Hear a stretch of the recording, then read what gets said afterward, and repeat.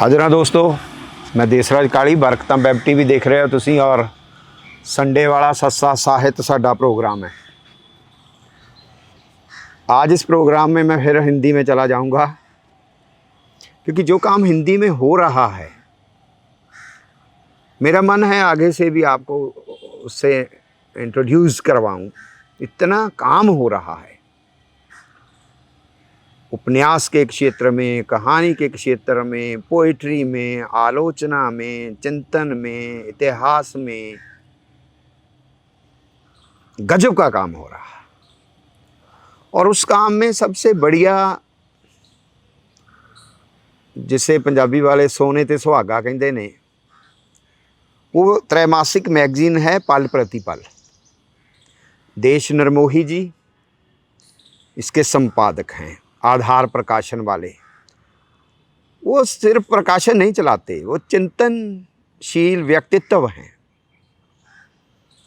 उनकी संपादना में ये 88-89 अंक है विशेषांक के रूप में, उपन्यास अंक है। और इसमें राजकुमार राकेश जी, किरण सिंह जी, सत्यनारायण पटेल जी, शिवेंद्र जी, विक्रम मुसाफिर जी और अमित ओहलान पर एकाग्र किया गया है इस अंक को। और विनोद शाही जी से लेकर अमेंद्र कुमार शर्मा जी और अनिल अविश्रांत जी, रचना त्यागी जी, अब क्या केवल कुमार जी, शुभम मोंगा जी, क्या गजब का काम। वो इंटरव्यूज़ के रूप में, वो नॉवेल के अंश के रूप में, कहानी के रूप में, वो आर्टिकल्स के रूप में। मैं देख रहा हूँ कि जो एडिटर है, जो संपादक हैं, आप इसके दर्शन कर लें। ये पल प्रतिपल का उपन्यास विशेष अंक है, 450 पन्नों का है ये। आधार प्रकाशन प्राइवेट लिमिटेड, पंचकूला वाले। अब मैं देख रहा हूँ एडिटर को। इस अंक का जो केंद्र बिंदु है, उसमें बहुत गहरे सवाल हैं जो मार्जिनलाइज्ड हो गए, हिस्ट्री में कर दिए गए। दलित है, औरत है, थर्ड जेंडर है, सबाल्टर्न पहचाने हैं। वो क्या मेन स्ट्रीम से अंतर संबंधित हैं? क्या कोई वर्तारा आइसोलेशन में होता है, या फिर वो कौन से संबंध हैं, या कौन से वो सवाल हैं जिन्हें ये सभी उपन्यास डील कर रहे हैं? सभी नॉवेल राइटर उन सवालों से एक वृत्तांत का सृजन भी कर रहे हैं, एक स्वप्न का सृजन भी हो रहा है। बहुत सारे सवाल हैं, सैकड़ों सवाल हैं। वो इस सारे परिदृश्य को समझ रहे हैं, देख रहे हैं, महसूस कर। जहाँ नॉवेल लेखक को लिखता है,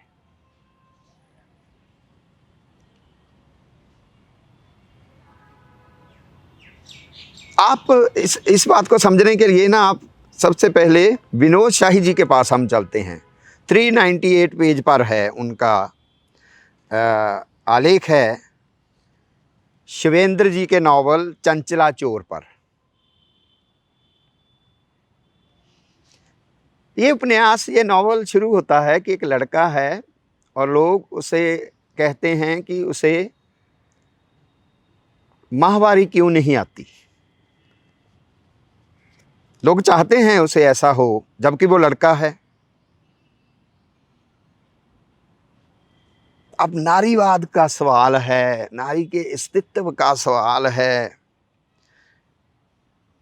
और ये नावल इतना शिद्दत से बताता है कि औरत से पितृसत्ता, पैट्रियार्की औरत से नहीं डरती, औरत के सपनों से डरती है। मैं एक पैराग्राफ शाही जी का आपको पढ़ के सुनाता हूँ इस नॉवल के बारे में, तो आपको समझ आ जाएगी कि हमारा एडिटर क्या चाहता है और इस अंक का प्रयोजन क्या है। हमारा समय स्त्री असीमताओं के उभार काल का समय है। ऐसे में भारत स्त्री पुरुष की समानता और सापेक्ष स्वतंत्रता जैसी बातों का ही साक्षी नहीं हो रहा है, वह इन दोनों असीमताओं के एक दूसरे के क्षेत्र में परस्पर हस्तक्षेप के द्वारा पूर्ण हो सकने के नए रास्तों की तलाश की ओर आगे भी बढ़ रहा है। मनोविश्लेषण की यह बात कि हर स्त्री में एक पुरुष होता है और हर पुरुष में एक स्त्री अब एक अपर्याप्त अवधारणा लगती है। वस्तुस्थिति कहीं अधिक जटिल है। वह किन्नरत्व और विविध लिंगी LGBT वाली बात भी नहीं है, अपितु वह एक स्त्री के स्त्री और एक पुरुष के पुरुष होते हुए अपने तौर पर अपने अन्य के सृजन की क्षमता पा लेने की बात तक चली गई है। अब आप इसे समझ सकते हैं कि वो किस तरह से पूरा नॉवल और डॉक्टर विनोद शाही किस तरह से मेरी बुक्कड़ दे विच चोर साधो किसनों कूक सुनावा, तो उसके वो जो लड़के के सपने हैं वो लड़की के सपने हैं जो एक अमरूद के पेड़ के शिखर पर बैठकर इमली खाती है। एक्सपेरिमेंट जो है इस नॉवल में। और इसी तरह श्रीवन नॉवल है, श्रीवन, और विक्रम मुसाफिर जी राइटर हैं। अब वो पहाड़ी लोग हैं, उनका रहन सहन, कठिनाइयाँ, मुश्किलें, पैर पैर पर दिक्कतें, तो वो अपने छोटे छोटे देवता, छोटे छोटे मंदिर स्थापित करते रहते हैं, वो उन्हीं में लगे हुए हैं। तो मेन स्ट्रीम धर्म से, मेन स्ट्रीम देवताओं से तो किस तरह से उनको अंतर संबंधित करना है, किस तरह से उनको समझना है और उनके अंतर द्वंद को किस तरह से रोचकता के साथ, इंटेंसिटी के साथ पेश करना है। अब श्रीवन जी हैं, कॉलेज के अध्यापक हैं, पेड़ों के नाम राइटरों के नाम पर रख सके हैं, ये दोस्तोवस्की है, ये नीत्शे है, ये फलां है, ऐसे पेड़ों के नाम, किताबों वो कहीं ठहर गए हैं और इस समय को किताबों से ढूंढ रहे हैं, किताबें पढ़ रहे हैं। जहाँ एक पागल औरत है जो पहाड़ी देवी देवताओं को, छोटे छोटे वो देवी देवताओं को मुक्त करवाना चाहती है। अब देवी देवता इन लोगों से ऊब चुके हैं और ऐसी स्थितियाँ, परिस्थितियाँ, और वो इसके वृतांत को, इसकी नरेशन को इतनी गहन कर देती हैं। किताबों द्वारा यथार्थ को समझना, पकड़ना, जैसे समय ठहर गया हो, तो एक सिंबॉलिक रूप में एक पैरा में इसके बारे में भी आपको पढ़ के सुनाता हूँ। तो क्या विनोद शाही जी का ही है। इस उपन्यास के अनेक पात्र ऐसे हैं जो प्रकृति और प्राकृतिक स्वभाव, व्यवहार और नैतिकता से संचालित होकर निजी कारणों से वहाँ किसी तरह आकर इकट्ठे हो गए हैं। इनका वहाँ होना समाज की निजी आलोचना की तरह है। देखिए कहाँ कैसे समझ रहे हैं वो, नॉवल को कैसे समझ रहे हैं, नॉवल क्या समझा रहा है। इन्हीं पात्रों की मार्फत कथा जैसे जैसे आगे बढ़ती है, हम पाते हैं कि इस कथा के अधिकांश मुख्य पात्र या पागल हैं या पागलपन की कगार पर हैं। इस कथा के पात्रों के पागलपन को हम सामाजिक यथार्थ की आलोचना की एक युक्ति की तरह देख सकते हैं। तो ऐसी बारीकियाँ, ऐसी ध्वनियाँ उस नॉवल से सुनने को मिल रही हैं विनोद शाही जी की तरफ से, और रश्क होता है, मन खिल उठता है। यार इतनी मेहनत के साथ, इतनी समझ के साथ रचना धर्मता को निभाया जा रहा है हमारे राजकुमार राकेश जी, वो तो हमारे मित्र हैं, बड़े हैं, उनके साथ बहुत सारी बैठकें हुई, वहाँ आधार प्रकाशन में भी हुई, हमारे साथ तरन तारण भी गए थे। अभी पिछले दिनों ही उन्होंने किसी आर्टिकल में वो जिक्र भी किया था। और बस वो जब नावल के बारे में कहते हैं, वो वेस्टर्न कॉन्सेप्ट्स से नावल को निकाल कर हमारी अपनी पौराण कथाओं में, जातक कथाओं में, हमारी अपनी ट्रेडिशंस में जो वृत्तांत पड़ा है, जो नरेशन पड़ी है, जो स्वप्न पड़े हैं, जो एब्सर्डिटी पड़ी है, जो अंतर भीतर की बातें पड़ी हुई हैं सारी, उसको समझने की बात कर रहे हैं। वो नामवर जी को याद कर रहे हैं, जो कहते हैं कि जो नावल है वो अकेला वृत्तांत नहीं है, कथा ही नहीं है, वो सामूहिक तौर पर हमारे द्वारा रचे गए सपने भी हैं।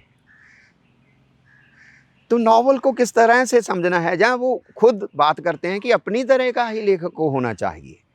राजकुमार राकेश जी का बहुत है, इसमें बहुत ज़्यादा मेहनत के साथ उन्होंने अपने नावलों के बारे में, हिंदी नावल की हिस्ट्री के बारे में, हमारी सामाजिक सैद्धांतिक परिस्थितियों को खंगालते हुए पूरा डिटेल में। और जब मैं उनका पढ़ता हूँ, कंदील के बारे में अमेंद्र कुमार जी का लिखा कि संसार की हर उदासी असल में अकेलेपन की भाषा है। क्या यार, एक एक लाइन ये संजो कर रखने वाला अंक है। अब किरण सिंह जी हैं, शिलावा है नावल है उनका। वो कहती हैं कि मैंने कुछ भी लिखना इसलिए शुरू किया क्योंकि मेरी एक खिड़की थी जो मुझसे छिन गई। उसके बाद मेरा रहना एक ऐसे कमरे में हुआ जिसमें अंधेरा रहता था। अब शिलावा को मैंने देखा, अहल्या के तौर को किस तरह से वो लेती हैं, और पितृसत्ता और मिथकों के द्वारा संस्कृत के नए विमर्श कैसे पैदा कर रही हैं। और बहुत बड़ी बात है कि जो ऋग्वेद में सबसे बड़े शिखर के देवता हैं इंद्र, अब धीरे धीरे वो समय आ गया है, पोस्ट वैदिक पीरियड जिसे कहेंगे, उत्तर वैदिक काल जिसे कहते हैं हम, कि उस पीरियड में आकर इंद्र कहीं गौण हो गए हैं और पैट्रियार्कल को संजो कर रखने वाले, सामंती, जगीरू, फ्यूडल को संजो कर रख, ऐसे देवताओं का तब वहाँ पूजा शुरू हो गई है। वो आ गए हैं ताकि औरत को गुलाम और पितृसत्ता को कि किस तरह से उसको बरकरार बनाए रखना है, किस तरह से ये पोस्ट वैदिक पीरियड की बात तक आ जाती हैं। वो खंगालती हुई उन सारी मिथिक कथाओं को खंगालती हुई। और फिर अहल्या क्या करती है, वो चैलेंज करती है। वो फिर इन जो देवता हैं, पैट्रियार्कल सिस्टम को संभाले रखने वाले, उसे आगे लेकर जाने वाले, तो उस ट्रैवल में एक ब्रेक करती है और वो इंद्र से मोहब्बत करती है। और उस इंद्र से उसकी मोहब्बत को फिर जो गौतम है वो उसका तिरस्कार करते हैं। पंजाबी वाले कहते ने उन्होंने फिर वो भंडदा है, उसकी निंदा करते हैं। वो जो पैट्रियार्कल और औरत की लड़ाई है, जो नारीत्व की लड़ाई है, आज हम नारीत्व वाली, मैं लड़कियों को देखता हूँ, सुनता हूँ, पढ़ता हूँ, पता नहीं कहाँ एक बिंदु पर आकर अटक गई हैं। वो सिर्फ और सिर्फ वो, हमारे पास तो इतना लंबा पीरियड, एक इतनी लंबी लड़ाई और हिस्ट्री है। और हमारे जो नावलकार, मैं सभी पर बात नहीं कर सकता क्योंकि समय की मजबूरी होगी। ये पूरा अंक मैंने पढ़ा है और इसमें एक एक लाइन, मैं ईश्वर के बस्तर सीता हूँ। क्या यार, मैं ईश्वर के बस्तर बनाता हूँ। एक लाइन ले लीजिए, आप उसको समझने की कोशिश कीजिए।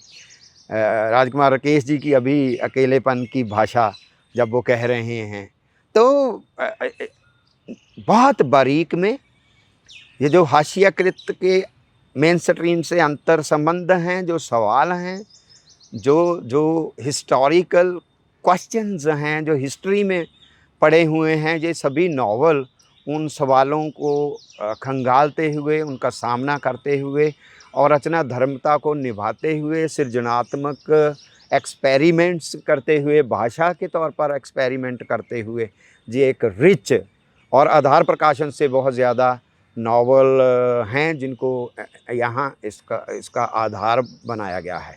तो जी संजो कर रखने वाला अंक है पल प्रतिपल। देश निर्मोही जी और तमाम राइटरों को, चिंतकों को इस बात की मैं बधाई देता हूँ और दुआ करता हूँ कि पंजाबी वाले भी इस तरह से ही मेहनत करके कुछ ऐसा लेकर आएँ कि हमें अहल्या के नए मीनिंग पता चलने लगे। Thank you very much.